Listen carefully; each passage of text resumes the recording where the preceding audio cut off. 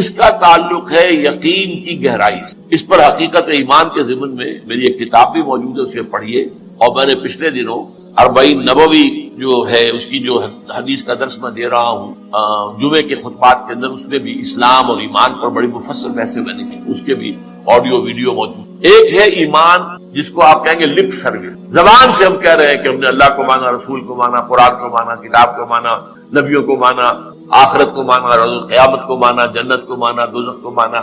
یہ ہے ایک سطح. ابھی آپ کا یقین دل میں قائم نہیں ہے. اس وقت تو ظاہر بات ہے کہ آپ کا قول کچھ اور ہوگا، عمل کچھ اور ہوگا. لیکن یقین تو ہے ہی نہیں، یہ تو صرف قول ہے. ذالک قولہم بافواہہم، اپنے منہ سے بات آپ نکال رہے ہیں صرف، لیکن یہ دل میں نہیں ہے. اچھا، اب دل میں اتر جانا بھی اس کے درجے ہیں. اس درجے اتر جانا کہ آپ ہر وقت یہ محسوس کریں کہ اللہ مجھے دیکھ رہا ہے، یہ ہوگا تو یقیناً پھر آپ کو نماز میں بھی لطف آئے گا. جیسا کہ قرآن میں آتا ہے فَإِنَّكَ بِأَعْيُنِنَا، اے نبی آپ ہماری نگاہوں میں ہیں، ہم آپ کو دیکھ رہے ہیں. جب بھی آپ مسلمانوں میں گھومتے پھرتے ہوتے ہیں اور تقلبک فی الساجدین، اور ان نمازیوں کو درمیان آپ دیکھتے ہیں کوئی کس حالت میں ہے. آپ رات کو آپ چکر لگایا کرتے تھے کہ کس گھر سے تہجد کے وقت قرآن پڑھنے کی آوازیں آ رہی ہیں، کہاں سے نہیں آ رہی ہیں، کون جو ہے میرا پیروکار جو ہے وہ تہجد پڑھ رہا ہے، کون نہیں پڑھ رہا ہے. اسی میں وہ واقعہ آتا ہے کہ آپ گزرے حضرت ابوبکر کے مکان کے پاس سے، اور مکان آپ کو معلوم ہے وہاں کوئی کنالوں میں تو ہوتے نہیں تھے، وہ تو چھوٹی چھوٹی جو ہے وہ جھوپڑیاں تک سمجھ لیجئے، معمولی سے مکان، بہت وہ ایک دو کمرے کے جو ہے کوٹڑیوں کے، کمرہ نہیں کہنا چاہیے مکان. تو ظاہر بات ہے اس کے اندر اگر کوئی شخص قرآن پڑھ رہا ہے تو باہر سے گزرنے والا سنے گا.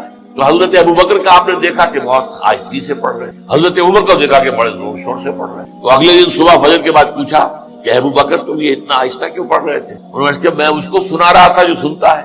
اللہ کو سنانے کے لیے بلند آواز سے پڑھنا تو ضروری نہیں ہے. اللہ تو میں کتنے ہی ہلکی سے ہلکی بات میں کہوں، بلکہ صرف کلام نفسی بھی ہو، دل ہی میں بات کروں، وہ بھی اللہ کے علم میں آ جائے. حضرت عمر سے پوچھا تم کیوں زور سے پڑھ رہے تھے؟ کہ میں شیطان کو بھگانا چاہتا تھا کہ شیطان بھاگ جائے. تو آپ نے کہا دونوں ٹھیک ہو، لیکن یہ اے ابوبکر تم ذرا اپنی آواز اونچی کرو، اور اے عمر تم ذرا اپنی آواز پر، یعنی ایک معتدل پر تمہیں آ جانا. یہ معاملہ ہوتا ہے اصل میں ایمان کی گہرائی کا. ایمان کی پھر آخری گہرائی وہ ہے کہ ایسا یقین ہو جائے کہ گویا کہ آپ خود اللہ کو دیکھ رہے ہیں. یہ جو احسان کی تعریف بیان کی حضور نے حدیث جبرائیل کے اندر، ان تعبد اللہ کانک تراہ فإن لم تکن تراہ فإنہ یراک، اس حالت میں اللہ کی بندگی کرنا، اللہ کے لیے بھاگ دوڑ کرنا. ان تعبد للہ کانک تراہ، ان تخشى اللہ کانک تراہ، اللہ کا خوف تم پر اتنا ہو جائے گویا کہ تم اللہ کو دیکھ رہے. اب آپ اندازہ کیجئے کہ جب قیامت میں سارے پردے اٹھ جائیں گے، جہنم بھی ہمارے سامنے ہوگی اور جنت بھی سامنے ہوگی، وہاں بھی کوئی کفر کر سکے گا؟ تو ظاہر بات ہے کہ جب اللہ تعالیٰ کو دیکھنے کی حد تک کی کیفیت پیدا ہو جائے، یقین کا وہ درجہ، تو پھر اس میں کوئی غلط کام کرنے کا امکان نہیں. سبحانک اللہم و بحمدک نشہد ان لا الہ الا انت. یہ ہے وجہ کہ جس کی وجہ سے انسان سرکشی میں، تعدی میں، ظلم میں، غلط کاری میں، حرام خوری میں بڑھتا چلا جاتا. اس کا علاج کیا ہے؟ ان الی ربک الرجعی، یقیناً تیرے رب کی طرف لوٹ کر جانا. دیر ضرور ہے، اندھیر نہیں ہے. بدلہ مل کر رہے تھے، ہر ایک کو اپنے کیے کا پورا بدلہ. ایک میں آپ کو خطبہ سناتا ہوں، نہج البلاغہ تھا، جو بھی مرتب ہے اس نے حضور کے کچھ خطبات بھی جمع کیے ہیں. حضور کا ایک سادہ سا خطبہ، اس سے آپ کو اندازہ ہوگا ایمان بالآخرہ پر کس درجے حضور نے زور دیا. واللہ لتموتن کما تنامون، خدا کی قسم تم سب کے سب مر جاؤ گے جیسے روزانہ رات کو سو جاتے. ثم لتبعثن کما تستيقظون، تمہیں اٹھا لیا جائے گا جیسے روزانہ صبح کو بیدار ہو جاتے. ثم لتحسبن بما تعملون، پھر تمہارا حساب کتاب لیا جائے گا ان اعمال کا جو کر رہے. ثم لتجزون بالاحسان احسانا وبالسوء سوءا، اور پھر تمہیں لازماً بدلہ بھی کر رہے گا، بھلائی کا بھلا بدلہ اور برائی کی بری سزا. اور وہ کیا ہے؟ وَإِنَّهَا لَجَنَّةٌ أَبَدًا أَوْ لَنَارٌ أَبَدًا، یہ آگ ہے ہمیشہ ہمیش کے لیے اور یہ جنت ہے ہمیشہ ہمیش کے لیے. یہ زور ہے کلام نبوی میں، یہ اس ایمان بالآخرہ کے. قرآن مجید میں آپ دیکھیں گے آخری پارے کی وہ صورتیں جو ابتدا میں نازل ہوئی ہے، وما أدراك ما القارعة يوم يكون الناس كالفراش المبثوث وتكون الجبال كالعهن المنفوش أما من ثقلت موازينه فهو في عيشة راضية وأما من خفت موازينه فأمه هاوية وما أدراك ما هي نار حامية. الحاقة ما الحاقة وما أدراك ما الحاقة ثم يتساءلون عن النبأ العظیم الذی هم فیہ یختلفون کلا سیعلمون ثم کلا سیعلمون. سارا زور اس لیے کردار بنتا ہے اس آخرت کے یقین کے نتیجے. عمل درست ہوگا اس آخرت پر یقین کے نتیجے میں. تو ایمانیات ثلاثہ کی ایک دوسرے کے ساتھ جو نسبت و تناسب ہے اہمیت کے اعتبار سے، اس کے لیے یہ الجبرے کے فارمولے کی طریقے سے یہ حقیقت ذہن نشین کر لیجیے. علمی، اصولی، نظری، علمی اعتبار سے اصل اہمیت ایمان باللہ کی، قانونی، فقہی، شرعی اعتبار سے اصل اہمیت ایمان بالرسالت، اخلاقی، عملی اعتبار سے اصل اہمیت ایمان بالآخرت. یہ میرا گفتگو کا 5واں باب ختم ہے. اہم ترین باب 6واں باب، ایمان کے 2 درجے. یوں تو ایمان کے درجات بے شمار، ایک ایمان میرا اور آپ کا، ایک ایمان ابو بکر اور علی کا رضی اللہ تعالی عنہما. یہ نسبت و تناسب ہے. کتنے درجے ہوں گے؟ وہ درجات گنے نہیں جا سکتے، ناممکن. لیکن جان لیجئے کہ ان کو 2 بڑے بڑے حصوں میں ہم تقسیم کرتے ہیں. ایک ایمان ہے قانونی ایمان، اسی کے لیے ایک اصطلاح ہے اسلام. ایک ایمان ہے حقیقی ایمان، جس کے لیے ایک دوسرا لفظ ہے یقین. ان 2 چیزوں کو علیحدہ علیحدہ سمجھو. دیکھیے، تصدیق میں نے کہا تھا ایمان کے معنی. تصدیق ایک ہے زبان سے، آپ صحیح کہہ رہے ہیں، آپ اللہ کے رسول ہیں، میں نے مان لیا جو خبر آپ دے رہے ہیں. میں نے قیامت کو مانا، سے بعد الموت کو مانا، اللہ کو مانا، اس کے اسماء کو مانا، اس کی صفات کو مانا. میں گواہی دیتا ہوں اشہد ان لا الہ الا اللہ واشہد ان محمد رسول اللہ. یہ کیا ہے؟ اقرار باللسان. اس کا نتیجہ کیا نکلا؟ کوئی ہندو ہو، سکھ ہو، پارسی ہو، عیسائی ہو، بدھ مت کا ماننے والا ہو، پھر یہ چوڑا ہو، چمار ہو، کسے باشد، آج یہ جملہ زبان سے نکالے. فاصل کیا ہو گیا؟ مسلمان. کوئی یہاں لمبا چوڑا سفر نہیں ہے. مسلمان ہونے کے لیے کوئی لمبے چوڑے ریچولز نہیں ہے، کوئی لمبی چوڑی رسومات کا سلسلہ نہیں ہے. جو شخص یہ کہہ دے اور اقرار باللسان، ہم اسے مسلمان مانتے. یہ نوٹ کر لیجئے، مغالطہ ہو جاتا ہے بعض لوگوں کو. یہ کہ بعد میں یہ معلوم ہو کہ وہ کوئی ایسی بات بھی مانتا ہے جو اسلام کی یا حضور کی دی ہوئی بنیادی تعلیمات کے خلاف. یہ معلوم ہوگا تو ہم کیا کہ نہیں بھائی مسلمان نہیں ہوئے. اس کا نام تکفیر ہے، پھر اس کو کافر قرار دیا جائے گا. مثال دوں آپ کو. ایک شخص کہتا ہے اشہد ان لا الہ الا اللہ واشہد ان محمد رسول اللہ، ہو گیا مسلمان. آپ نے کہتا میں نے آخرت کا اقرار کب کیا تھا؟ میں نے تو اللہ کو مانا، رسول کو مانا، یہ آخرت تو میں نے نہیں مانی. کیا کہیں گے؟ مسلمان مانیں گے کہ نہیں؟ یہ تکفیر ہے. ہمیں معلوم نہیں کہ وہ آخرت کا منکر ہے، صرف کلمہ شہادت کی بنیاد پر اسے مسلمان مانا جائے گا. لیکن جب معلوم ہوا کہ وہ آخرت کا منکر ہے تو اس کی تکفیر ہو جائے گی کہ نہیں، تو مسلمان نہیں ہوتا. اسی طرح جب تک ہمیں نہیں کہ کوئی شخص جو کلمہ شہادت پڑھ رہا ہے وہ ختم نبوت کا منکر ہے، اس وقت تک وہ مسلمان مانا جائے گا. یہ معلوم ہو جائے کہ وہ ختم نبوت کا منکر ہے، اس کی تکفیر کی. اس لیے کہ محمد رسول اللہ نے جیسے خبر آخرت کی دی، ویسے ہی خبر اپنی نبوت کی اختتام اور تکمیل کی. تو یہ جو ہے اسلام یا ایمان قانونی، اس کا تعلق ہے اقرار باللسان سے. اس کی بنا پر ہم دنیا میں کسی کو مسلمان مانتے ہیں. لیکن ایک ہے تصدیق دل، سمجھ رہے ہیں بات؟ یہ دل سے تصدیق ہوگی تو حقیقی ایمان ہوگا. اگر دل سے تصدیق نہیں ہے، زبان سے تصدیق ہے، تو اسلام تو ہو جائے گا، ایمان نہیں ہوگا. بات سمجھ میں آئی؟ تو ایک ایمان کا قانونی درجہ ہے. اچھا، دل کی تصدیق کی بات ایسی ہے، ہر شخص سمجھ سکتا ہے، اس کو ہم ویریفائی نہیں کر سکتے. آج تک بھی، آج کیا تاریخ ہے؟ دسمبر 1985 تک بھی آج ہمارے پاس ایسا نہیں جس کے ذریعے سے ہم دل میں اسے اتار کر یہ دیکھ لے کہ ایمان ہے کہ نہیں ہے. نہیں ہے نا؟ ایمان کی جو دنیا کا ایمان ہے اس میں دل کی بات بحث نہیں آئے گی. آپ سمجھ رہے ہیں؟ مجبوری ہے ہماری. کر نہیں دیکھا. ہو سکتا ہے دیکھیے کوئی ہندو کوئی سکھ پاکستان میں آتا ہے جاسوس کی حیثیت سے، وہ مسلمانوں کی شکل بنائے گا کہ نہیں؟ گاڑی بھی رکھے گا، خوب بات سیکھ کے آئے گا، خطرہ کرا کے آئے گا. آگے کوئی آڑا وقت آئے اور ویریفیکیشن ہونے لگے تو میری آئیڈینٹی جو ہے مسلمان کی تسلیم ہو جائے. ہو سکتا ہے ہمارے ہاں بارڈر ایریاز میں کوئی امام مسجد بن کے بیٹھا ہوا ہو، وہ ہندو جاسوس ہو. کیا اس کے دل میں ایمان ہے؟ نہیں، وہ بنا ہوا مسلمان ہے، لیکن ہمیں مسلمان ماننا پڑے گا. کیوں؟ unless you can prove it otherwise. کے پاس کیا سب مل جائے گا، آپ اسے پکڑ کر جیل میں ڈال دیں گے جاسوسی کے جرم میں. لیکن یہ کہ جب تک آپ کے پاس کوئی ثبوت نہیں ہے، you will have to accept him as a Muslim. اس لیے کہ مسلمان ہونے کے لیے قانونی طور پر ایمان کا تقاضا پورا کرنے کے لیے صرف اقرار باللسان، دل کی تصدیق کو اس میں ہم کہیں زیر بحث لا ہی نہیں سکتے. یہی معاملہ اچھی طریقے سے سمجھ لیجئے. ایک شخص عین حالت جنگ میں، آج کل تو خیر دور سے ہوتی ہے ٹھاٹھا، لیکن یہ کہ وہ زمانہ جب کہ حضور کے زمانے میں جہاد ہوتا تھا، قتال ہوتا تھا، روبرو جنگ ہے، تلوار ہے.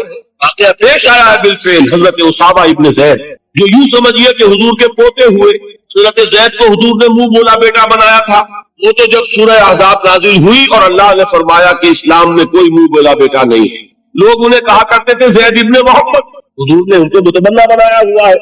پھر ان کو کہا گیا زید ابن حارثہ، تو ان کے بیٹے ہیں حضرت اسامہ، اور حضور انتہائی محبت کرتے ہیں. ان کا یہ واقعہ ہوا، ایک جنگ میں ایک کافر کے ساتھ مقابلہ ہوا. حضرت اسامہ نے جبکہ بالکل وہ زد میں آ گیا، تلوار ان کی اٹھی ہوئی تھی، اس نے فوراً کلمہ پڑھ دیا، اشہد ان لا الہ الا اللہ واشہد ان محمد رسول اللہ. ان کے لیے کیا ہو گیا، تلوار چلے یا نہ چلے، انہوں نے یہی سمجھا کہ یہ صرف جان بچانے کے لیے ہیلا کر رہا ہے، بہانہ کر رہا ہے، تلوار نہیں روکی گردن اڑا دی. لیکن دل میں ایک دغدغہ بھی رہا کہ بات پتہ نہیں میں نے صحیح کی غلط کی. حضور کی خدمت میں خود پیش کیا معاملے کو. حضور نے فرمایا اسامہ کلمہ شہادت کے ہوتے ہوئے تمہاری تلوار کیسے چلی؟ کیا حضور اس نے صرف جان بچانے کے لیے کلمہ پڑھا. حضور نے اس کی نفی نہیں کی، لیکن یہ فرمایا کہ اسامہ قیامت کے دن کیا جواب دو گے جب کلمہ شہادت تمہارے خلاف استغاثہ لے کر. اس کلمہ شہادت اور قانونی ایمان کی یہ اہمیت ہے. اور مثال سننی چاہتے ہیں، قصر خلافت کا محاصرہ کیا ہوا ہے. حضرت عثمان 50 دن تک محاصرہ ہوا، پانی کٹا ہوا ہے، کوئی رسد جانے نہیں دی جا رہی. حضرت عثمان کو معلوم ہے یہ باغی ہے، معلوم ہے کہ یہ لوگ اسلام کی صرف انہوں نے ڈھال لی ہوئی ہے، یہی ہے جو فتنہ پیدا کر رہے ہیں. لیکن وہ ڈھال قانونی ایمان کی ڈھال ہے، کلمہ شہادت ادا کر رہے ہیں. کوئی جرم ابھی ثابت نہیں ہو سکا، ابھی تو انہوں نے قتل نہیں کیا حضرت عثمان کو، شہید نہیں کیا، تو کسی جرم کے وقوع میں آنے سے پہلے اس کی سزا کیسے دے. حضرت عثمان کا جو فیصلہ تھا، بعض لوگ ناسمجھ لوگ، کم سمجھ لوگ، لیکن میں سمجھتا ہوں کہ نیتوں میں فتور ہے جو یہ کہتے ہیں کہ حضرت عثمان نے یہ بڑا غلط کیا، بڑی کمزوری دکھائی، معاذ اللہ ثم معاذ. یہ وہی تو بات ہے کہ عثمان تلوار کیسے اٹھائے جبکہ وہ کلمہ شہادت کی ڈھال رکھتا. کیا کہا تھا انہوں نے، میں ہرگز اپنی تلوار کو کسی کلمہ گو کے خون سے رنگین کرنے کے لیے تیار تھا. یہ مجھے شہید کرنا چاہتے کرتے، لیکن میں کے تحفظ میں کسی کلمہ گو کا خون نہیں بہاؤں گا، اس لیے کہ یہ کلمے کی ڈھال بہت بڑی ڈھال ہے، جس کو کہ حضرت اسامہ حضور فرما رہے ہیں کہ اسامہ کیا جواب دو گے قیامت کے دن جب یہ کلمہ شہادت تمہارے خلاف استغاثہ لے کر. یہ ہے اس قانون کی اہمیت. قانونی ایمان اس دنیا میں انتہائی اہمیت کا حامل. حضور نے فرمایا کہ ایک مسلمان کی جان اور اس کی آبرو اللہ کی نگاہوں میں اتنی محترم ہے جتنا کعبہ. یہ تو آج ہمارا حال ہو چکا ہے کہ مسلمان کے خون سے خنجر آلودہ کر رہا ہے، مسلمان کی گردنیں کاٹ رہا. ہمارے ہاں بڑی جنگوں کو چھوڑیے تو ہو رہی ہے اس وقت. آپ دیکھیں گے کہ ہمارے ہاں ہمارے ممالک میں خاص طور پر پاکستان چند ٹکوں کے لیے انسانی جان لی جا رہی ہے. چھوٹے چھوٹے جھگڑے، چند روپے کا جھگڑا ہے اور انسانی جان لی، جس کو حضور نے فرمایا کہ اس کا احترام اللہ کی نگاہ میں بالکل اتنا ہے جتنا کعبے کا احترام. یہ ہے اس قانونی اسلام کی اہمیت. لیکن یہ جان لیجئے اس قانونی ایمان کا عمل دخل صرف اس دنیا تک ہے. آخرت میں سابقہ پیش آئے گا اس ہستی سے جو ہماری طرح لاچار نہیں ہے، وہ دلوں کے حال کو جانتی ہے، علیمات الصدور ہے، جانتی ہے، یعلم ما تسرون وما تعلنون. اللہ تو جانتا ہے جو کچھ تم ظاہر کرتے ہو، جو کچھ تم چھپاتے ہو. اللہ علیم بذات الصدور، وہ تمہارے سینوں کی کیفیت کو جانتا ہے. لہذا یہ قانونی ایمان یعنی اگر صرف اقرار باللسان ہے، تصدیق بالقلب نہیں ہے، یہ ایمان دنیا میں معتبر ہوگا. دنیا میں ایک مسلمان کی حیثیت سے تسلیم کرا لے گا. اس کو تمام لیگل رائٹس، تمام constitutional rights of a Muslim in an Islamic state, تمام legal and moral rights of a Muslim in an Islamic society, he will be entitled to everything. ہر حق اسے حاصل ہے. لیکن آخرت میں معاملہ ہوگا اس ایمان حقیقی کی بنیاد پر جو قلبی تصدیق کے ساتھ. تصدیق ہے تو مومن قرار پائے گا، تصدیق قلبی نہیں ہے تو مومن نہیں قرار پائے گا. یہ البتہ ہے اس تصدیق قلبی کے مدارج ہوں گے، یقین کی گہرائی چکا. کہا ابو بکر اور علی اور عمر اور عثمان اور طلحہ اور زبیر، کہا سلمان فارسی کہاں ابو ذر، کہاں ان کا ایمان، کہاں ہم میں سے کسی کا ایمان، زمین و آسمان کا فرق. لیکن بیسیکلی تصدیق بالقلب ہوگا تو آخرت میں ایمان کو جو ہے تسلیم کیا جائے گا. اور اگر تصدیق بالقلب نہیں ہے تو دنیا میں چاہے وہ مسلمانوں کا بڑا لیڈر مانا جاتا ہو، وہ مسلمانوں کا رہنما تسلیم کیا جاتا ہو، یہاں کے سینسس کے رجسٹرز میں اس کا مذہب اسلام لکھا گیا ہو، کتنی ہی بڑی سے بڑی سند لے کر وہ چلا جائے اور آپ اس کے کفن میں بھی رکھ دیں کہ یہ دنیا میں مسلمان مانا جاتا تھا، اور مسلمان ہی نہیں مسلمانوں کا قائد اور رہنما مانا جاتا تھا، یہاں کی ساری سندیں اور یہاں کی ساری سینسس رپورٹس وہاں جو ہے پرے کاہ کے برابر وقت نہیں رکھتی. وہاں تو ایمان ہوگا دل کا تو ایمان ہوگا تسلیم، اور اگر تصدیق قلبی نہیں ہے تو اقرار باللسان کی بنیاد پر کوئی شخص وہاں مومن نہیں. یہی وجہ دیکھیے اس ایمان مجمل کے الفاظ کو پھر دہرائیے، کتنے جامع الفاظ ہیں. میں خراج تحسین ادا کرتا ہوں اس عالم کو کہ جس نے یہ الفاظ مرتب کیے، اس لیے کہ یہ الفاظ حدیث میں نہیں ہے، یہ کسی بہت بڑے عالم اور امام میں تحقیق نہیں کر سکا کس کے، لیکن یہ کہ بہت گہرا جو معرفت ہے دین کی، دین کا فہم جس کو کہ تفقہ فی الدین کہا گیا، ایک ان ڈیپتھ انڈرسٹینڈنگ آف دین جن کو حاصل تھی، وہی یہ لفظ متعین کر سکتا ہے. آمنت باللہ کما ہوا باسمائہ و صفاتہ وقبلت جمیع احکامہ. آگے کیا ہے؟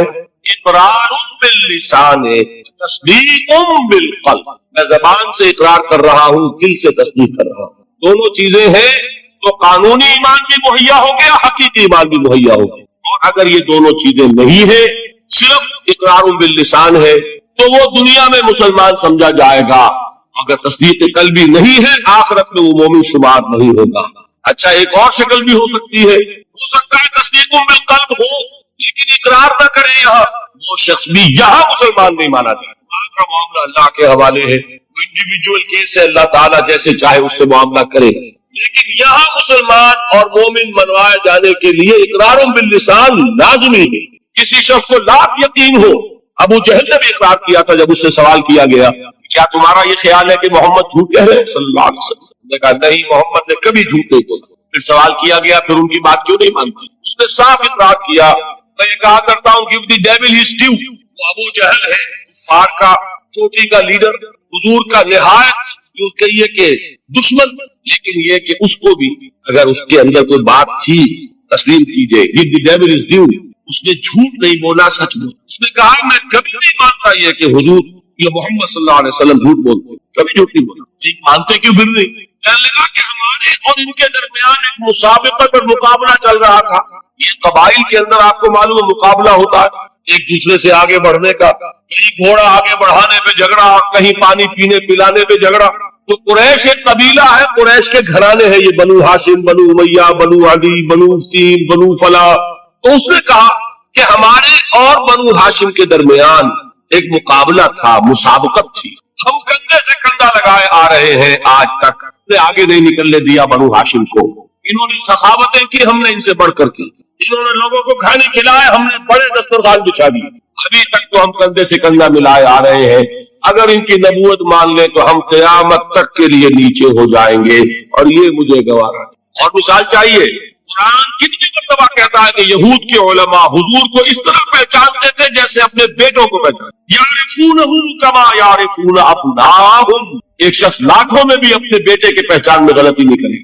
وہ مثال دی ہے اللہ تعالیٰ نے، ایسے پہچانتے ہیں محمد کو جیسے اپنے بیٹوں کو پہچانتے ہیں، لیکن ایمان نہیں لائے. ایک استثناء حضرت عبداللہ ابن سلام رضی اللہ تعالی عنہ، علماء یہود میں سے جو ایمان لائے، کوئی ایمان نہیں لایا. کیوں؟ آج تک تو ہماری سرداری ہے، ہماری چودراہٹ ہے، لوگ ہم سے فتوے مانگتے ہیں، لوگ ہم سے آ کر پوچھتے ہیں، ہمارے ہاتھ چومتے ہیں. اگر ہم محمد کو مان لیں، ہماری سیادت، ہماری قیادت، ہماری چودراہٹ، ہماری مسند نشینی، یہ سب کی سب ختم ہو جائے گی، اور یہ ہمیں گوارا. یہ ہے اصل سبب. تو اقرار باللسان لازم، اور دنیا میں اسی پر دار و مدار ہے کسی کے مسلمان مانے جانے کا. لیکن تصدیق بالقلب لازم، اور آخرت میں کسی کے مومن مانے جانے کا کلیتاً دار و مدار تصدیق بالقلب. یہ دونوں باتیں علیحدہ علیحدہ. اصل میں ہمارے ہاں ایسا ہوا ہے کہ ان چیزوں میں صحیح طور پر علیحدہ علیحدہ نہ سمجھنے کی وجہ سے بڑی کنٹروورسیز ہو گئی، بڑے مغالطے، بڑے مباحثے، بڑے مناظرے، علم کلام کی بڑی بحثیں. ایمان کی حقیقت، ایمان اور عمل کا تعلق، ان چیزوں میں سارے اختلافات ریزالو ہو جاتے ہیں اگر یہ بنیادی بات آپ کو معلوم ہے۔ دیکھیے ایک انتہا پر نکل گئے خوارج نے کیا کیا؟ عمل کی بنیاد پر تکفیر، جس نے گناہ کبیرہ کیا کافر ہو گئے، کافر ہے تو مرتد ہے تو واجب القتل ہے۔ یہ ان کی بہت بڑی ٹھوکر تھی۔ اس دنیا میں مسلمان مانے جانے کا سارا دار و مدار صرف اقرار پر، نماز نہ پڑھو کافر نہیں ہوگے، نماز کا انکار کرو گے کافر ہو جاؤ، روزہ نہ رکھو فاسق اور فاجر شمار ہوگے، روزے کا انکار کر دو کافر ہو جاؤ، زکات نہیں دیتے ہو کوتاہی ہے، عملی کوتاہی ہے، گناہ ہے، اللہ کے ہاں سزا پاؤ گے، کافر نہیں ہوگے، زکات کا انکار کر دو گے کافر ہو جاؤ۔ اسی طریقے سے کوئی شخص شراب پیتا ہے فاسق ہے، فاجر ہے، کافر نہیں ہے، اگر یہ کہتے ہیں شراب حرام نہیں ہے کفر ہو جائے، آپ کی نفی ہو گئی۔ کوئی شخص بدکاری کر بیٹھا ہے پھر نہیں ہوا، گناہ گار ہوا، اگر اس کے خلاف سزا، اگر مقدمہ ثابت ہو جاتا سنسار کر دیجئے، حضور نے سنسار کیا، مرد کو بھی کیا عورت کو بھی کیا، لیکن یہ کہ انہیں کافر نہیں کہا، بلکہ جنہیں سنسار کیا گیا تھا ان کے خلاف کسی نے اگر یہ جملہ بھی کہہ دیا کہ کتنا بے حیا مرد تھا یا کتنی بے حیا عورت تھی، حضور نے ڈانٹا، اس نے وہ توبہ کی ہے کہ اگر تمام مدینے والوں پر تقسیم کر دی جائے تو سب کی نجات کے لیے کافی ہوگی، حالانکہ مدینے میں منافقین بھی بھرے ہوئے تھے۔ حضور نے فرمایا اتنی بڑی توبہ کی اس اللہ کی بندی نے، چھٹا ہو گئی، جذبات کے رو میں آ کر کوئی کیا نہیں کر بیٹھتا، لیکن آپ ذرا غور کیجئے، اس اللہ کی بندی کا تصور کیجئے جو خود چل کر آتی ہے، حضور مجھ سے وہ خطا ہو گئی ہے اس کی سزا ناجوز ہے، آپ مجھے پاک کر دیں، میں اللہ کے ہاں نہیں جانا چاہتی، آپ کو سزا دے کر اس دنیا میں پاک۔ حضور نے اپنا رخ پھر آیا، حضور نے پوچھا دماغ خراب تو نہیں ہے؟ نہیں حضور مجھ سے وہ خطا ہو، اب مجبور ہو کر آپ پوچھتے ہیں عمل تو نہیں رہ گیا؟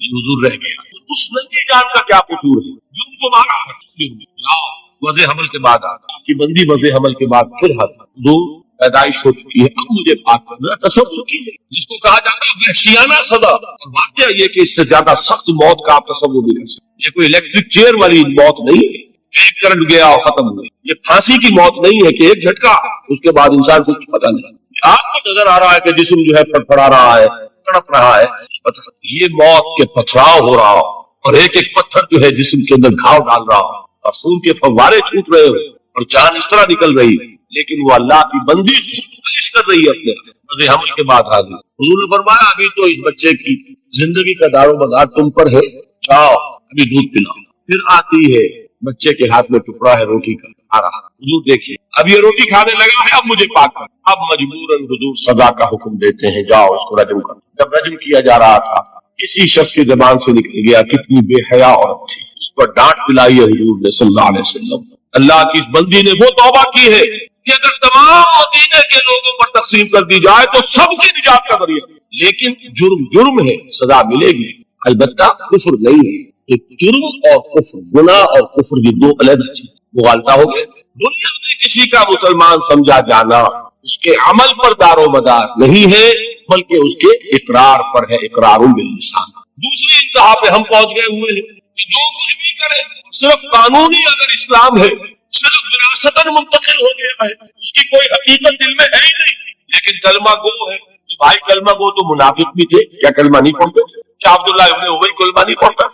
اصل سے ہے تصدیق بالقلب، حقیقی مومن اللہ کے ہاں قرار پانا وہ کلمہ گوئی پر نہیں ہے، وہ تصدیق بالقلب، تصدیق بالقلب ادنا درجے میں بھی ہوگی، اس کا کوئی نہ کوئی اثر عمل میں ظاہر ہے۔ یہ ایمان اور عمل صالح کا وہ تعلق ہے جس پر کہ انشاءاللہ کل بحث ہونی ہے۔ میں نے عرض کیا تھا 2 ابواب کل زیر بحث آئیں گے، ایمان کا عمل سے کیا تعلق ہے اور ایمان کا جہاد کے ساتھ کیا رشتہ، یہ کل اور پرسوں جو ہے یہ 2 مباحث آئیں گے۔ اب میں ان کو یہاں چھوڑتے ہوئے آگے آخری بحث شروع کر رہا ہوں، ایمان اور عمل۔ ایمان کا اصل حاصل دیکھیے، جہاں سے ہم چلے تھے وہاں پہنچ گئے۔ ایمان کا مادہ کیا ہے؟ کہاں سے بنا؟ کسے کہتے ہیں؟ نچنت ہونا، بے فکر ہونا، کوئی خطرہ نہیں، کوئی خوف نہیں، کوئی رنج نہیں، کوئی غم نہیں، کوئی ملال نہیں، کوئی اندیشہ نہیں، کوئی کھٹکا نہیں، یہ ہے امن۔ ایمان کا اصل حاصل جو انسان کو حاصل ہوتا ہے، اگر ایمان حقیقی موجود ہو، امن، وہ سکون، وہ اطمینان، وہ اندرونی سکون، اندرونی امن، قلبی اطمینان، الا بذکر اللہ تطمئن القلوب، یہ ایمان کا اصل حاصل۔ میں اس کو ذرا ایک تو میں ان آیات کے حوالے سے سامنے رکھنا چاہتا ہوں. سورہ انعام کی آیت میں نے آپ کو سنائی تھی. سورہ انعام میں ایک مومن اور ایک مشرک دو گروہوں کو سامنے رکھا گیا. پھر سوال کیا گیا فریقین احق بالامن ان کنتم تعلمون. اے ہوش مندو، اے عقل والو، ذرا سوچو مستحق کون ہے ان دونوں گروہوں میں سے. ایک اللہ کا ماننے والا، توحید کا ماننے والا، آخرت کا ماننے والا، رسالت کا ماننے والا. ایک مشرک ہے، منکر ہے، کافر ہے، ملحد ہے. امن کسے حاصل ہوگا؟ سوال کیا گیا اور اب جواب خود دیا گیا. الذین آمنوا ولم یلبسوا ایمانہم بظلم اولئک لہم الامن وہم مہتدون. وہ لوگ جو ایمان لائے اور اپنے اس ایمان میں شرک کی آمیزش نہ کریں. اب اس پر ایک مکمل تقریر میری ہونی ہے، وہ جو 17 تاریخ کی آپ کو بتائی گئی. شرک کسے کہتے ہیں، شرک کی اقسام کیا ہے، شرک کی قسمیں کیا ہے، اس کا بھی بڑا محدود تصور ہے ہمارے ذہنوں میں. اس پورے تصور کو اس وقت اپنے ذہن میں فرض کر کے جو شخص شرک سے بچ جائے اور ایمان رکھتا ہو وہ ہے امن کا حقدار، مہتدون، اور وہ ہے ہدایت یافتہ، ہدایت پانے والا. ایمان اور امن کا یہ رشتہ ہے. ایک اور حوالے سے اس کو ذہن میں بٹھا لیجئے. جب آپ نئے مہینے کا چاند دیکھتے ہیں، ہلال دیکھتے ہیں، تو کیا دعا مانگتے ہیں؟ اگر اللہ نے توفیق دی ہے، اگر آپ نے یاد کی ہے دعائے مسنونہ، کیا الفاظ ہے؟ اللہم اہلہ علینا بالامن والایمان والسلامت والاسلام. اے اللہ، یہ مہینہ جو اس چاند کے ساتھ چڑھ رہا ہے، شروع ہو رہا ہے، اے اللہ اس مہینے کو ہمارے لیے امن اور ایمان اور سلامتی اور اسلام کا ذریعہ بنا. معلوم ہوا امن کا تعلق ایمان سے اور سلامتی کا تعلق اسلام سے. قرآن کی ایک آیت اور حضور کی یہ دعائے مسنونہ اس ایمان اور امن کے تعلق کو جس طرح واضح کر رہی ہے، اس کو سامنے رکھ کر بات سمجھیے عقلاً. اس کو قرآن مجید میں سورہ حامیم السجدہ میں بیان کیا گیا. ان الذین قالوا ربنا اللہ ثم استقاموا تتنزل علیہم الملائکہ الا تخافوا ولا تحزنوا وابشروا بالجنۃ التي كنتم توعدون. جو لوگ اللہ پر ایمان لائے، کہے کہ ہمارا رب اللہ ہے، پھر اس پر ان پر فرشتوں کا نزول ہوتا ہے. نہ کوئی غم کرو نہ خوف، خوشیاں مناؤ جنت کی جس کا تم سے وعدہ کیا گیا. اللہ کی ربوبیت پر اطمینان جب انسان کو ہو جاتا، میرا رب اللہ ہے، ربی اللہ، انسان کے لیے نہ کوئی کھٹکا، نہ کوئی خطرہ، نہ کوئی خوف، نہ کوئی حزن. جو کچھ ہو رہا ہے کس کے اذن سے ہو رہا ہے؟ اللہ کے اذن سے. اللہ کے اذن کے بغیر پتا تک نہیں ہلتا. یہ کوئی اندھا بہرا مادہ نہیں ہے جس سے مجھے کوئی خوف ہو. اندھا بھینسا چلا رہا ہو اس سے تو ڈرنے کا ہر انسان کو ڈرنا چاہیے، نہ معلوم کس کو ٹکر مارنا. لیکن نہیں، اس کائنات کو چلانے والا ایک سمیع و بصیر خدا، وہ جو میرا دوست ہے، میرا ولی ہے. اللہ ولی الذین آمنوا یخرجہم من الظلمات الی النور. اللہ اہل ایمان کا ولی ہے، ساتھی ہے، پناہ ہے، مددگار ہے، حمایتی ہے. بتائیے جسے یقین ہو جائے کہ اللہ میرا مددگار، اللہ میرا محافظ، اللہ میرا پشت پناہ، اللہ میرا حمایتی، اس کے لیے کوئی خوف ہوگا؟ اس سے کوئی ڈر ہوگا؟ میں مثال دیا کرتا ہوں ایک بہت سادہ پنجاب کے دیہات کی. وہ بڑا چودھری ہے اور کوئی غریب کسان ہے. اس غریب کسان کی جانوروں کو ہر وقت اندیشہ ہوگا چوری کا، کوئی میری بھینس کھول کر نہ لے جائے، کوئی میرا بیل کھول کر نہ لے جائے. لیکن جس کے بارے میں یہ سب کو معلوم ہو کہ وہ جو بڑا چودھری ہے وہ اس کا دوست ہے، اس کی بچیا کو کوئی خوف ہوگا؟ اس کی بھینس پر کوئی ہاتھ ڈالے گا؟ اس سے کوئی اندیشہ ہوگا؟ نہیں. کیوں؟ کہ وہ بڑا چودھری، بڑا اس کا یہاں کا سردار، جاگیردار، سب کو معلوم ہے وہ میرا دوست ہے، کوئی میرے خلاف اقدام نہیں کر سکتا. اس دنیا میں یہ چھوٹی سی بات اگر آپ کے دلی اطمینان اور سکون کا باعث بن سکتی ہے تو ذرا تصور کیجئے. میں لفظ تصور استعمال کروں گا صرف اس لیے کہ اس کا ہم اس کو کہتے ہیں ادراک اور شعور کر نہیں سکتے، کے ساتھ کر سکتے. اگر یقین ہو کہ اللہ میرا مددگار، یقین ہو کہ اللہ ہر آن میرے ساتھ ہے، کوئی خوف، اس کا خوف، کوئی شے اللہ سے بالا تر ہے، کوئی قوت اس سے زیادہ طاقتور ہے، کوئی اس کے ارادے کو بدلنے والا ہے، اس کی مشیت کے آڑے آنے والا ہے. یہی بات ہے جو حضور نے فرمائی. یہ ایمان کا حاصل ہے لب لباب. دیکھو اچھی طرح اس بات کو ذہن نشین کر لو. اگر تمام انسان مل کر تمہیں کوئی نقصان پہنچانا چاہے نہیں پہنچا سکتے جو کچھ اللہ نے لکھ دیا، اور تمام انسان مل کر تمہیں کوئی نفع پہنچانا چاہے نہیں پہنچا سکتے.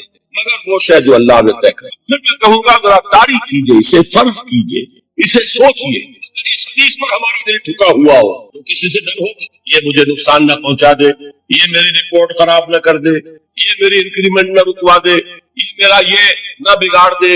روایات میں دو واقعات ہمیں ملتے ہیں کہ جن میں ذکر ہے کہ حضور صلی اللہ علیہ وسلم کے علم کے بغیر کچھ جن آپ کو قرآن پڑھتے ہوئے سن گئے، قرآن سنا آپ نے. ایک تو روایت وہ ہے جو حضرت عبداللہ ابن عباس سے ہے رضی اللہ تعالیٰ عنہ. یہ روایت بخاری میں بھی ہے، مسلم میں بھی ہے، ترمذی میں بھی ہے. ظاہر بات ہے بخاری مسلم میں ہے تو کسی اور کا ذکر کرنے کی ضرورت نہیں.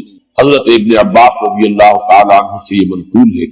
وہ فرماتے حضرت ابن عباس رضی اللہ تعالیٰ عنہما، اس لیے کہ حضرت عباس بھی صحابی ہے اور ابن عباس بھی صحابی ہے. وہ فرماتے ہیں کہ حضور صلی اللہ علیہ وسلم کچھ صحابہ کے ساتھ عکاظ کا میلہ جو ہوتا تھا، بازار لگتا تھا، وہاں تشریف لے جا رہے ہیں. راستے میں وادی نخلا پر آپ کا پڑا ہوا، رات آپ نے وہاں بسر کی.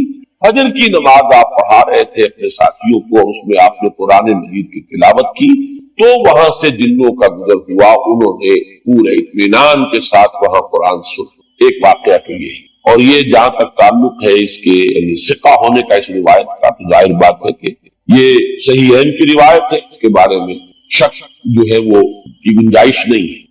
دوسری روایت جس کو کہ زیادہ تفسیری روایات میں اور سیرت کی کتابوں میں زیادہ نقل کیا گیا وہ یہ ہے کہ حضور جب سن 10 نبوی میں طائف سے واپس آ رہے ہیں، جب مکے میں فیصلہ ہو گیا تھا ابو طالب کے انتقال کے بعد کہ اب محمد کو قتل کرنا ہے صلی اللہ علیہ وسلم، تو حضور طائف، اور طائف میں آپ نے وہاں کے 3 سرداروں سے ملاقاتیں کی. بہرحال وہاں سے تو جواب جو ہے کوئی ان کو آپ کو پازیٹیو یا مثبت جواب نہیں ملا. واپس آ رہے تھے اور سخت ترین دن آپ پر وہ گزرا وہ معلوم ہے، آپ شدید ترین مشقت اور مصیبت آپ جھیل کر واپس آ رہے تھے. تو واپسی پر اسی وادی نخلا میں تیار ہوا. یہ وادی نخلا طائف اور مکے کے تقریباً درمیان میں ایک بات. آج کل جو لوگ وہاں جاتے ہیں تو ان کے علم میں ہے کہ 2 راستے ہیں، طریق السیل ہے اور ایک طریق الجبل ہے. ایک پہاڑی راستہ بنا ہے اب جو نئی سڑک بنی ہے، اس میں بڑے ایچ پیچ ہے، بہت سے اس کے اندر موڑ ہے، جیسے پہاڑ کا ہوتا ہے اچانک وہ چڑھائی چڑھتے تو وہ تو پہاڑی سڑک ہے، جیسے مری آپ جا رہے ہیں اچھی سڑک ہے. اور حضور اسی راستے سے گئے تھے طائف کے،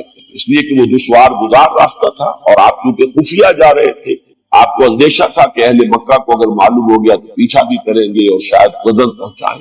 لہذا حضور حضرت زید ابن حارثہ رضی اللہ تعالیٰ عنہ کے ساتھ تھے، صرف 2 اور کوئی ساتھ. اور وہ پہاڑی راستہ آپ نے اختیار کیا تھا جو نہایت دشوار تھا. وہ آج بھی آپ جائیں اس طریقے جبل سے تو اندازہ ہوگا کہ جب یہ سڑک نہیں تھی تو یہ راستہ کتنا دشوار تھا. دوسرا راستہ طریق السیل کہلاتا تھا. وہ طریق السیل جو ہے وہ بہت ہی سمجھئے کہ گریجولی وہ اس کی چڑھائی ہے یا اترائی ہے. مکے سے طائف کی طرف جائیں گے تو چڑھائی ہے اور طائف سے مکے کی طرف آئیں گے تو اترائی ہے. اور یہ وہ راستہ ہے جہاں پتہ ہی نہیں چلتا کہ آپ نے کوئی چڑھائی چڑھی ہے، اس قدر وہ گریجول اس کی جو ہے وہ چڑھائی یا اترائی ہے کہ پتہ ہی نہیں چلتا. اس راستے میں وہ نخلا کا مقام آتا ہے، وہ وادی نخلا جس میں حضور کا قیام ہوا ہے. یہ دونوں حدیثیں اس پر متفق ہیں کہ جو طائف سے واپسی پر بھی اگر یہ واقعہ ہوا کہ فجر کی نماز میں آپ نے قرآن پڑھا اور جنوں نے سنا تو بھی وہ نخلا کا مقام ہے. اور اگر وہ آپ اس سے پہلے کہیں خود تبلیغ کے لیے جا رہے تھے صحابہ کے ساتھ اور اس میں عکاظ کے میلے میں، اس لیے کہ اس کا تو ہمیں روایات سے ثبوت ملتا ہے کہ چونکہ ایک بڑا میلہ لگتا تھا وہاں پر، بازار جیسے ہاٹ ہوتے ہیں ایسٹ پاکستان میں اور مختلف پنجاب میں دیہات میں بھی بازار لگتے ہیں اور پٹھانوں کے علاقے میں بھی اس طرح کا وہاں ایک میلہ لگتا تھا، بازار بھی میلہ بھی. اس میں کچھ وہ بھی ہوتے تھے، شعر و شاعری کے مقابلے بھی ہوتے تھے، اس میں فنون کے مقابلے بھی، اس میں کشتیاں بھی، اس میں خرید و فروخت بھی، اس میں دلچسپی کا سامان بھی. تو حضور وہاں تبلیغ کے لیے گئے، اس موقع پر بھی جا رہے تھے، تب بھی یہ واقعہ جو ہے یہ وادی نخلا. اس میں اب 2 روایات ملتی ہے. سوالات اب یہ پیدا ہوتے ہیں کہ آیا یہ جو سورہ جن میں واقعہ بیان ہوا، سورہ احقاف میں بیان ہوا، آیا یہ 2 واقعے ہیں یا ایک؟ بعض حضرات کی رائے یہ کہ ایک ہی واقعہ ہے جو 2 جگہ بیان ہوا. بعض حضرات کی رائے کہ نہیں، یہ 2 واقعے بالکل علیحدہ ہے. میری رائے جو ہے جتنا بھی میں نے غور کیا ہے سمجھا ہے اس دوسری رائے کے ساتھ ہے یہ 2 علیحدہ واقعہ. نمبر 2 کہ پہلا واقعہ جو ہے وہ یہ ہے جو اب ہم پڑھ رہے ہیں سورہ جن. اس کا میرا اندازہ ہے کہ یہ سن 4, 5 یا 6 نبوی، اس میں یہ دور وہ تھا جب کہ حضور پر نہایت شدت کے ساتھ سختی ہوئی. صحابہ پر تو جو کچھ ہو رہا تھا وہ ہو رہا تھا، حضرت بلال پر، حضور پر بھی وہ جو نقشہ سورہ معارج کے اندر بھی آیا، فَمَا لِلَّذِينَ كَفَرُوا قِبَلَكَ مُهْطِعِينَ عَنِ الْيَمِينِ وَعَنِ الشِّمَالِ عِزِينَ. اس کا جو میں نے آپ کو پوری تفصیل بیان کی تھی کہ وہ جھپٹتے تھے جیسے کہ ہلاک کر دیں گے، مار دیں گے، ٹکا بوٹی کر دیں. اور حضرت ابو بکر ایک موقع پر آڑے آئے ہیں تو پھر انہیں مارا ہے، انہیں اتنا مارا ہے کہ وہ یہ سمجھ کر چھوڑا ہے کہ یہ اب بہت ہو. اس قسم کا واقعہ جو ہے اس سورہ مبارکہ میں بھی آتا ہے کہ ان لوگوں کا حال یہ ہے، وَأَنَّهُ لَمَّا قَامَ عَبْدُ اللَّهِ يَدْعُوهُ قَعَدُوا يَكُونُونَ عَلَيْهِ لِبَدًا. حال یہ ہو گیا ہے کہ جب اللہ کا ایک بندہ کھڑا ہوتا ہے اللہ کو پکارنے کے لیے، اللہ سے مناجات کرنے کے لیے، نماز پڑھنے کے لیے، تو ایسا ہوتا ہے، محسوس ہوتا ہے کہ یہ پل پڑیں گے اس کے اوپر، جم غفیر ہجوم کر کے جو ہے اس کے اوپر حملہ کر. تو یہ سورہ معارج کی آیات اور سورہ جن کی یہ آیت جو ہے یہ ایک دوسرے سے بہت مشابہ ہے. اور یہ صورتحال میں تفصیل سے سورہ معارج میں عرض کر چکا ہوں کہ یہ ہے سن 4 سے سن 6, 7 نبوی.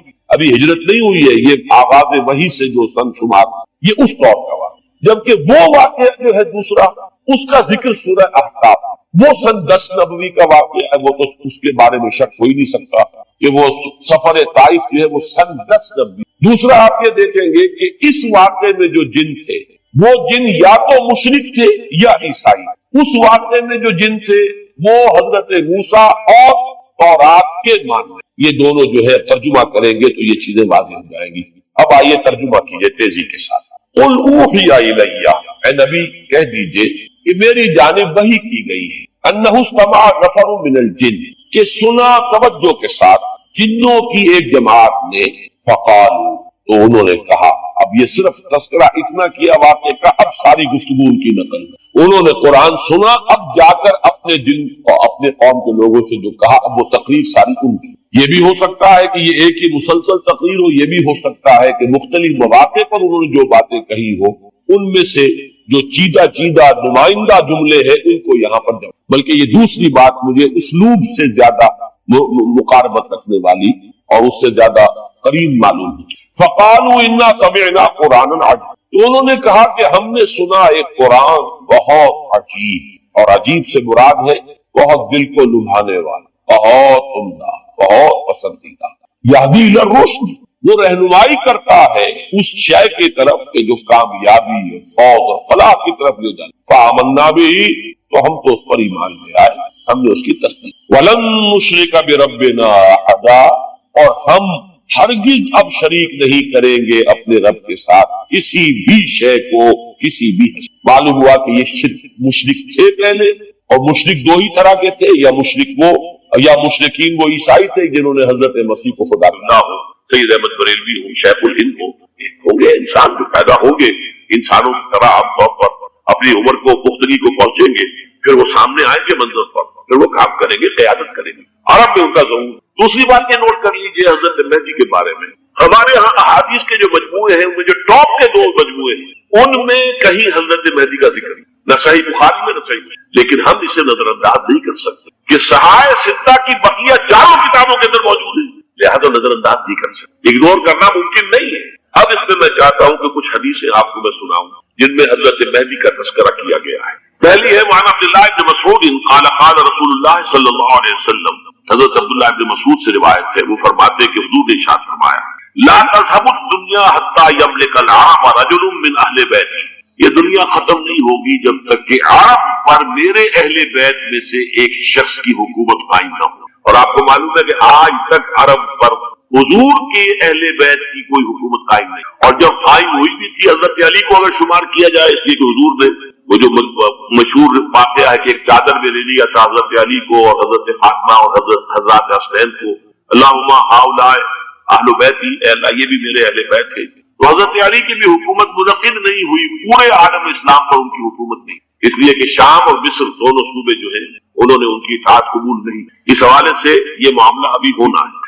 لا تذهب الدنيا حتى يملك العرب رجل من اہل بیتی یوادع اسمہ اسمی، اس کا نام وہی ہوگا جو میرا نام، یعنی محمد صلی اللہ علیہ وسلم، اور ان کا نام بھی مہدی کا نام بھی محمد ہو. مہدی تو ان کا لقب ہے، یہ ترمذی میں بھی ہے، ابو داؤد میں، سنن ابی داؤد جامع ہے، بلکہ ابو داؤد میں ایک اور روایت ہے، اعلیٰ حضور نے فرمایا لا لم یبقى من الدنیا الا یوم، اگر دنیا کی زندگی میں سے کچھ بھی نہ بچے سوائے ایک دن کے، لطول اللہ تعالی ذلک الیوم، تو اللہ تعالیٰ اس دن کو لمبا کر دے گا، حتی یبعث فیہ رجلا منی، یہاں تک کہ میرے خاندان میں سے ایک شخص کو اٹھائے گا، من اہل بیتی، میرے اہل بیت میں سے، یواطئ اسمہ اسمی و اسم ابیہ اسم ابی، جس کا نام میرے نام پر ہوگا، جس کی والد کا نام میرے والد کے نام پر ہوگا، محمد ابن عبداللہ ان کا نام ہوگا، اور وہ یملأ الارض قسطا وعدلا کما ملئت ظلما وجورا، وہ سرزمین عرب کو عدل اور انصاف سے اسی طرح بھر دیں گے جیسے کہ وہ ظلم اور زیادتی سے بھر چکے۔ دوسری روایت ہے حضرت ابو سعید خدری رضی اللہ تعالیٰ عنہ سے،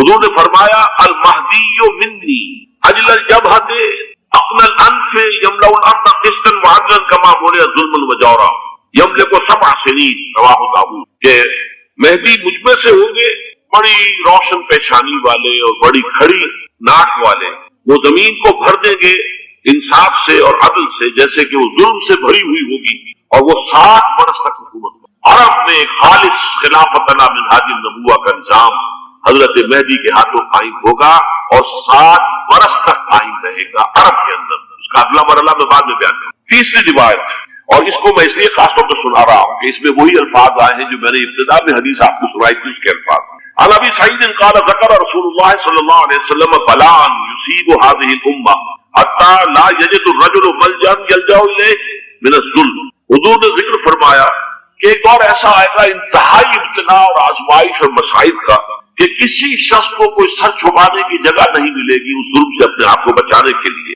فَيَبْعَثُ اللَّهُ رَجُلًا مِنْ عِتْرَتِي وَأَهْلِ بَيْتِي، تو پھر اللہ میرے خاندان میں سے، میرے اہل بیت میں سے اٹھائے گا ایک شخص کو، فَيَمْلَأُ بِهِ الْأَرْضَ قِسْطًا وَعَدْلًا، اور اس کے ذریعے سے اللہ تعالیٰ زمین کو عدل و قسط سے بھر دے گا۔ يَرْضَى عَنْهُ سَاكِنُ السَّمَاءِ، یہ وہی الفاظ آ گئے، اس سے پھر راضی ہو جائیں گے آسمانوں میں رہنے والے بھی، وَسَاكِنُ الْأَرْضِ، اور زمین میں رہنے والے۔ لَا تَدَعُ السَّمَاءُ مِنْ قِبَلِهَا شَيْئًا إِلَّا صَبَّتْهُ، آسمان اپنا ایک قطرہ بھی نہیں روکے گا مگر یہ کہ اس کو زمین کے اوپر نثار کر دے گا، بارش کی شکل میں گرا دے گا۔ وَلَا تَدَعُ الْأَرْضُ مِن نَبَاتِهَا شَيْئًا إِلَّا أَخْرَجَتْهُ، اور زمین اپنی پیداوار میں سے کوئی شے نہیں چھپائے گی، نہیں روکے گی مگر اگائے گی۔ چوتھی حدیث جو ہے وہ حضرت ام سلمہ سے رضی اللہ تعالی عنہ قال سمعت رسول اللہ صلی اللہ علیہ وسلم یقول المہدی من عتمتی من اولاد فاطمہ، رواہ ابو داؤد، یہ بھی سنن ابو داؤد کی روایت ہے۔ حضور نے فرمایا مہدی میرے خاندان سے، میرے اہل بیت سے ہوں گے، یعنی اولاد فاطمہ، اور تفسیر اس کی آتی ہے کہ حضرت حسن کی اولاد میں۔ پانچویں حدیث میں آپ کو سنا رہا ہوں، اور اس میں ایک عجیب مشابہت آپ کے سامنے آئے گی حضرت عمر بن عبدالعزیز کے ساتھ، یہ اول اور آخری کڑی کے درمیان مشابہت۔ عن علی رضی اللہ تعالی عنہ، یہ حدیث جو ہے مسند احمد ابن حنبل میں بھی ہے اور سنن ابن ماجہ میں بھی۔ قال قال رسول اللہ صلی اللہ علیہ وسلم المہدی منا اہل البیت یصلح اللہ فی لیلۃ، مہدی ہم میں سے ہوں گے، ہمارے اہل بیت میں سے، اور اللہ ایک ہی رات میں ان کی اصلاح کر دے، یعنی وہ پہلے سے کوئی زیادہ روحانی یا دینی کوئی اس سے بڑی شخصیت نہیں ہوں گے، لیکن ایک ہی رات میں اللہ تعالیٰ ان کی سیرت و کردار کے اندر انقلاب عظیم برپا کر دے۔ جیسے کہ میں نے عرض کیا تھا آپ سے کہ عمر بن عبدالعزیز کی زندگی میں انقلاب عظیم آیا، خلافت کا آپ بوجھ پڑتے ہی کہاں وہ خوش باش اور خوش لباس اور خوش خوراک، وہ شہزادہ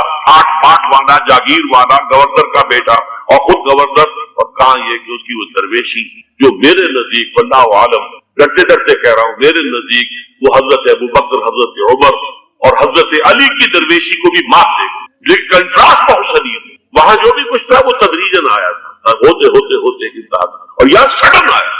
چھٹی حدیث عن انس سمعت رسول اللہ صلی اللہ علیہ وسلم یقول نحن ولد عبد المطلب سعادت اہل الجنہ، ہم عبد المطلب کی جو اولاد ہے اور نسل ہے، ہم جنت کے سردار ہیں۔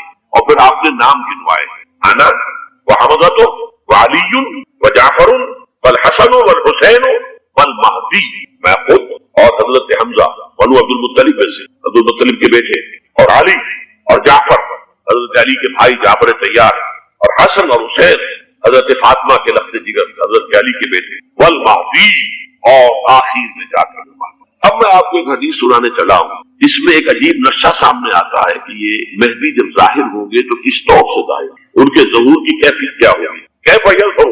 یہ روایت ہے حضرت ام سلمہ سے رضی اللہ تعالی عنہ، हुजूर की ज़ौज मोहतरमा है। फरमाती हैं उम्मे सलमत अन नबी सल्लल्लाहु अलैहि वसल्लम क़ाल यकूनु इख्तिलाफुन इंदा मौत खलीफतिन, मौत खलीफा। हुजूर ने फरमाया एक खलीफा की मौत पर इख्तिलाफ बातें हो जाए, खाना जंगी हो जाएगी। फयखरुजु रजुलुन मिन अहलिल मदीनति हारिबन इला मक्का, फिर मदीने के लोगों में से एक शख्स निकलेगा, भागेगा और जाकर पनाह लेगा और छुप जाएगा मक्के में। फयाती है नासुल मिन अहलिल मक्का, फिर उसके पास आएंगे अहले मक्का, मक्का के लोग। फयुखरिजूनहु, और उसे निकालेंगे, जहां वो छुपे हुए होंगे वहां से निकालेंगे। वहुवा कारिहुन, और वो बिल्कुल इसको पसंद नहीं कर रहे हो, न वो ख्वाहिशमंद होंगे कि उनको हाथ पर बैठ की जाए, न वो ये चाहेंगे कि वो मैदान में आए और उनको जो है अपना लीडर माना जाए। वहुवा कारिहुन फयुबायिऊनहु बैन रुक्न वल मकाम, लेकिन लोग जो है फिर इसरार के साथ उनके हाथ पर बैठ करेंगे रुकन और मकाम के दरमियान। रुकन वो कोना है खाना काबा का जिसमें हजर अस्वद लगा हुआ है, और मकाम इब्राहिम जो है, इन दोनों के माबेन जो इलाका है यहाँ पर वो बैठे। वयुबासो इलैहि बासुन मिन शाम, उनके खिलाफ एक लश्कर भेजा जाएगा शाम से। नहीं कहा जा सकता कि बासी हुकूमत इस वक्त की जो है उसकी तरफ से कोई मसला इस तरह का उठ खड़ा हो, इसलिए कि अभी तो बहरहाल बासी हुकूमत वहां है। फयुखसफु बिहिम बिल बैदा बैन मक्का वल मदीना, फिर अल्लाह ताला उस लश्कर को मक्के और मदीने के दरमियान वादी बैदा में धंसा देगा जमीन के अंदर, पूरे के पूरे लश्कर। फइज़ा रअा अन्नासु ज़ालिक, जब लोग ये देखेंगे इतनी बड़ी निशानी जाहिर हो गई, अताहु अब्दालु शाम व असाइबुन मिन इराक फयुबायिऊनहु, अब शाम से सारे के सारे जो औलिया अल्लाह है वो भी आएंगे और इराक से जौक दर जौक लोग आएंगे और उनसे बैठ करेंगे। वयामलु फिन्नास बिसुन्नति नबिय्यिही, फिर वो अमल करेंगे लोगों के माबैन, हुकूमत करेंगे अपने नबी की सुन्नत के मुताबिक। वयुल्किल इस्लाम बिजरानिही, और इस्लाम अपनी गर्दन जमीन पर टिका देगा। वल अर्द फिल अर्द, जमीन में। वयल्बसु सबअ सिनीन, फिर वो 70 बरस तक हुक्मरान रहेंगे, 7 बरस तक हुक्मरान रहेंगे। सुम्मा युतवफ़ा, फिर उनका इंतकाल होगा।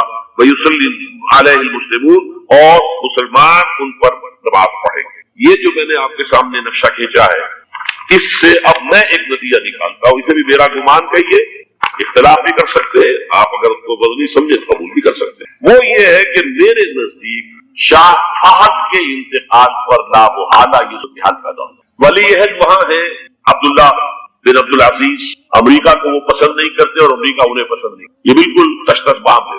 अमरीका ने लाजिमन जिस तरीके से अपने पंजे गाड़े हैं सऊदी अरब के, अपना फौजी अड्डा बनाया है, तो आसानी के साथ वहां से अपने पंजे हटाने के लिए तैयार है। एक हदीस में आता है कर्बु शैतान, नजद से शैतान का सींग बरामद होगा। वो शैतान का सींग है, जो मिसाइल वहां पर लगे हुए होंगे इस वक्त, दर हकीकत वो सारे के सारे जो है वो शैतान की सींग। बहरहाल कोशिश वो करेगा कि जैसे कि उसने जॉर्डन में की, कितने अरसे से वहां शाह हुसैन का छोटा भाई हसन जो है वो वली है था, ऐन वक्त के ऊपर आकर, और पता नहीं कैसी कैसी दवाइयां देकर उसे लेकर आए हैं शाह हुसैन को, मरते हुए को थोड़ी देर जिंदा रखने के लिए, और वो तब्दीली करवा कर जो है वापस ले गए। ये मामला हुआ है, तब्दीली करवा दी, वहां तो हो गई आराम से, कोई बात नहीं। बहरैन में भी गालिबन ऐसा ही मामला हुआ है, वल्लाहु आलम, मुझे याद पड़ता है कि वो चाहते हैं कि हमारा पसंद का आदमी आए। अगर सऊदी अरब में ये काम किया गया तो उसका लाजमी नतीजा खाना चाहिए, इसलिए कि वहां की रिवायत ये बड़ी सख्त है, बड़ी पुख्ता है। फिर ये कि वहां जो है अमीर